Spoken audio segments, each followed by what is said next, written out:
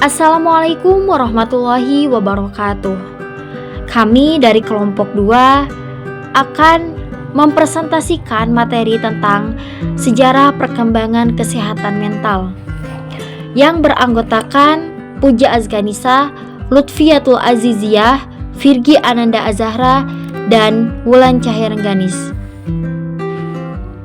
Bagian yang pertama yaitu kita akan membahas tentang sejarah kesehatan mental. Kesehatan mental merupakan salah satu kajian dalam ilmu kejiwaan yang sudah dikenal sejak abad 19, seperti di Jerman tahun 1875 Masehi. Kesehatan mental sebagai suatu kajian ilmu jiwa walaupun dalam bentuk sederhana. Pada pertengahan abad ke-20, kajian mengenai kesehatan mental sudah jauh berkembang dan maju dengan pesat, sejalan dengan kemajuan ilmu dan teknologi modern. Kesehatan mental merupakan suatu ilmu yang praktis dan banyak dipraktikkan dalam kehidupan manusia sehari-hari, baik dalam bentuk bimbingan dan konseling yang dilaksanakan di semua aspek kehidupan individu, misalnya dalam rumah tangga, sekolah-sekolah, lembaga-lembaga pendidikan, dan dalam masyarakat. Hal ini dapat dilihat misalnya dengan berkembangnya klinik-klinik kejiwaan dan munculnya lembaga-lembaga pendidikan kesehatan mental. Semua ini dapat menjadi pertanda bagi perkembangan dan kemajuan ilmu kesehatan mental. Pada awalnya, kesehatan mental hanya terbatas pada individu yang mempunyai gangguan kejiwaan dan tidak diperuntukkan bagi setiap individu pada umumnya. Namun, pandangan tersebut bergeser sehingga kesehatan mental tidak terbatas pada individu yang memiliki gangguan kejiwaan, tetapi juga diperuntukkan bagi individu yang mentalnya sehat, yakni bagaimana individu tersebut mampu mengeksplor dirinya sendiri. Kaitannya dengan bagaimana ia berinteraksi dengan lingkungan sekitarnya. Selanjutnya, kita akan paparkan materi tentang sejarah kesehatan mental, masa prasejarah, dan kesehatan mental di masa modern. Yang pertama, kita akan membahas tentang sejarah kesehatan mental pada prasejarah. Terdapat 2 bagian. Yang pertama, kita akan membahas tentang kepercayaan animisme. Sejak zaman dulu, sikap terhadap gangguan kepribadian atau mental telah muncul dalam konsep primitif animisme. Pada kepercayaan ini bahwa dunia ini telah diawasi atau dikuasai oleh roh-roh atau dewa-dewa. Orang primitif percaya bahwa angin bertiup, ombak mengalun, batu berguling, dan pohon tumbuh karena pengaruh roh yang tinggal dalam benda-benda tersebut. Orang Yunani percaya bahwa gangguan mental terjadi karena dewa marah dan membawa pergi jiwanya. Sehingga untuk menghindari kemarahannya, maka mereka mengadakan perjamuan pesta atau sesaji dengan mantra dari korban sebagai usaha untuk menghindari kemarahan dewa, sekaligus sebagai persembahan untuk roh-roh yang mereka yakini dengan persembahan tersebut dapat menyembuhkan gangguan mental. Selanjutnya kita akan bahas mengenai naturalisme. Kepercayaan animisme mengalami perubahan pada zaman Hippocrates pada tahun 460 sampai 367. Ia beserta para pengikutnya mengembangkan pendekatan naturalisme yang merupakan pandangan revolusioner dalam pengobatan termasuk kejiwaan. Naturalisme adalah suatu aliran yang memandang bahwa gangguan fisik dan mental merupakan akibat dari alam dan bukan merupakan pengaruh roh, dewa, setan, atau hantu yang menyebabkan seseorang sakit. Hippocrates mengatakan bahwa jika seseorang memotong batok kepala, maka akan ditemukan otak yang basah dan mencium bau amis. Namun, tindakan melihat roh, dewa, atau hantu yang melukai badan orang itu. Selanjutnya, seorang tabib bedah hewan bernama Galen mengembangkan ide naturalistik tersebut. Perkembangan selanjutnya, di kalangan Kristen tidak lagi menggunakan pendekatan naturalistik. Philip Pinel pada tahun 1745 sampai 1826 yang merupakan seorang dokter Prancis menggunakan filsafat politik dan sosial yang baru dalam memecahkan masalah gangguan mental. Ia merupakan kepala rumah sakit Bicêtre di Paris di mana pasien dengan gangguan mental di rumah sakit ini dirantai selama bertahun-tahun lamanya, bahkan ada yang selama 20 tahun atau lebih. Pasien dengan gangguan mental dirantai dengan alasan mereka dianggap berbahaya jika berkeliaran bebas dan bisa melukai orang lain. Melalui metode rantai itu, banyak di antara mereka yang berhasil, yaitu mereka tidak lagi menunjukkan kecenderungan untuk melukai orang lain atau dirinya sendiri.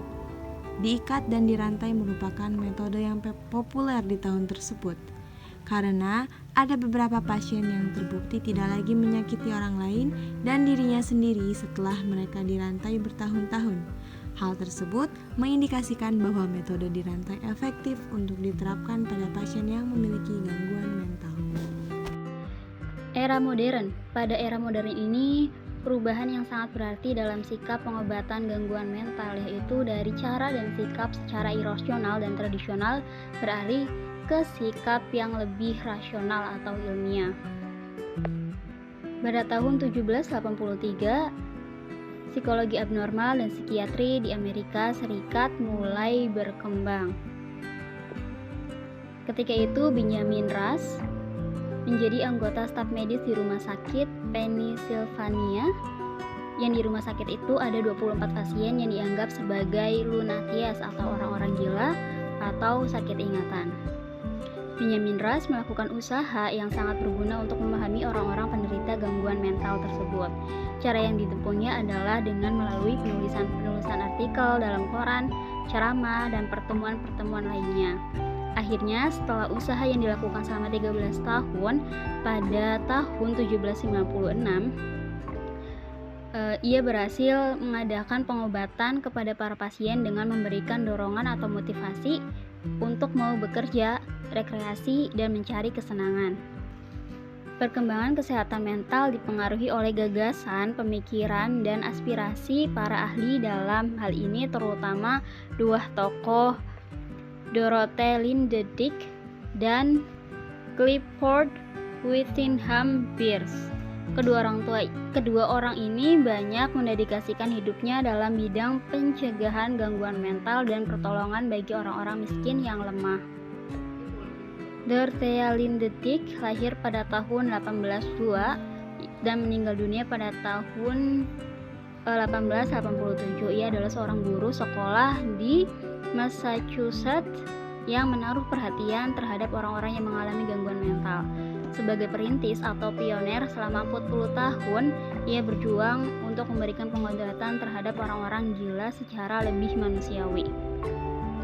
Pada tahun 1909, gerakan kesehatan mental secara formal mulai muncul selama dekade 1900 sampai 1990.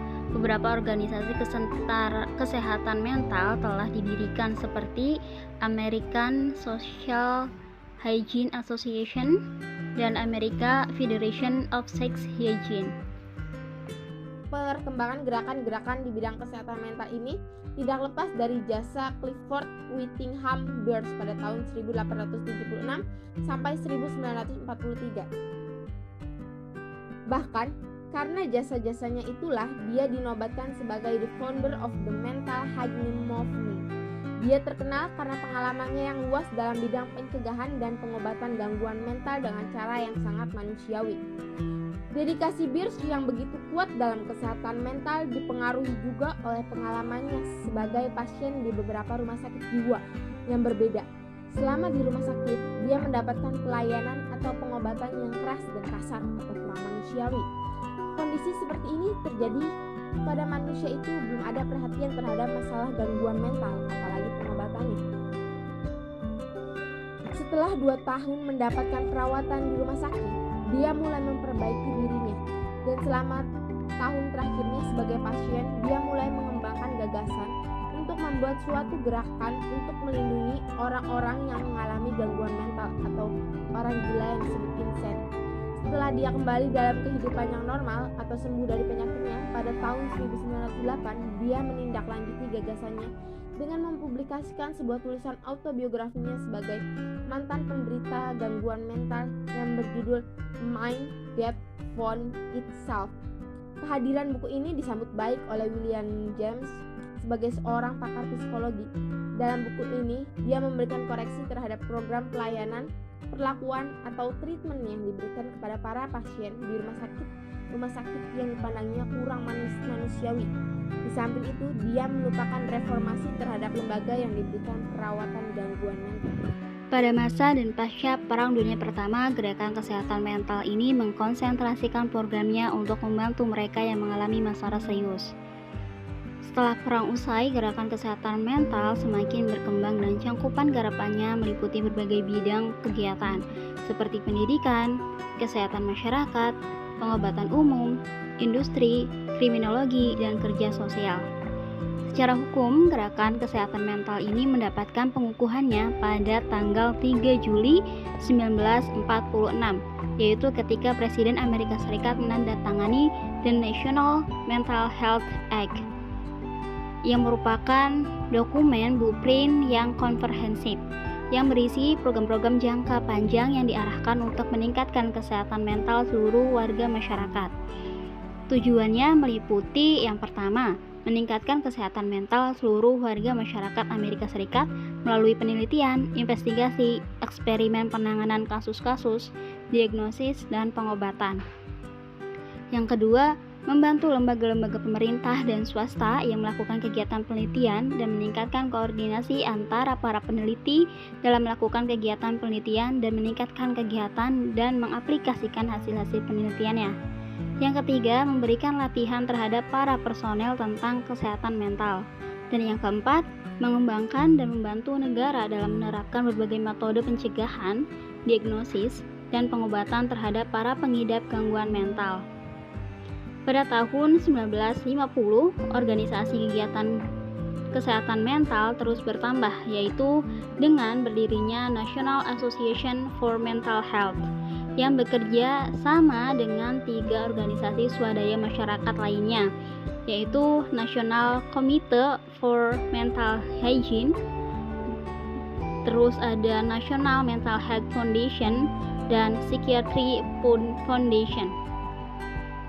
Gerakan kesehatan mental ini terus berkembang, sehingga pada tahun 1075 di Amerika Serikat terdapat lebih dari 1000 tempat perkumpulan kesehatan mental. Di belahan dunia lainnya, gerakan ini dikembangkan melalui The World Federation for Mental Health dan The World Health Organization. Dari abad ke-17 sampai abad ke-20, ada banyak penemuan positif tentang kesehatan mental dan penderita gangguannya. Gangguan jiwa dianggap hanya dari sudut demonologis dan berubah menggunakan pendekatan ilmiah yang menganggap gangguan kesehatan mental adalah penyakit. Hal ini seiring sejalan dengan adanya gerakan banyak ilmuwan yang menentang adanya pemasungan korban gangguan jiwa. Berawal dari sejarah kesehatan mental itulah, dunia terus memperhatikan masalah tersebut, sehingga muncul berbagai gerakan seperti National Committee for Mental Hygiene yang menggerakkan berbagai riset pada bidang psikologi sekaligus menjadi pelopor pendekatan psikiatri. Pada akhirnya, dunia sepakat membentuk World Federation for Mental Health atau LFMH pada tahun 1958, tepat sesudah Kongres Amerika Serikat merumuskan Undang-Undang Kesehatan Mental.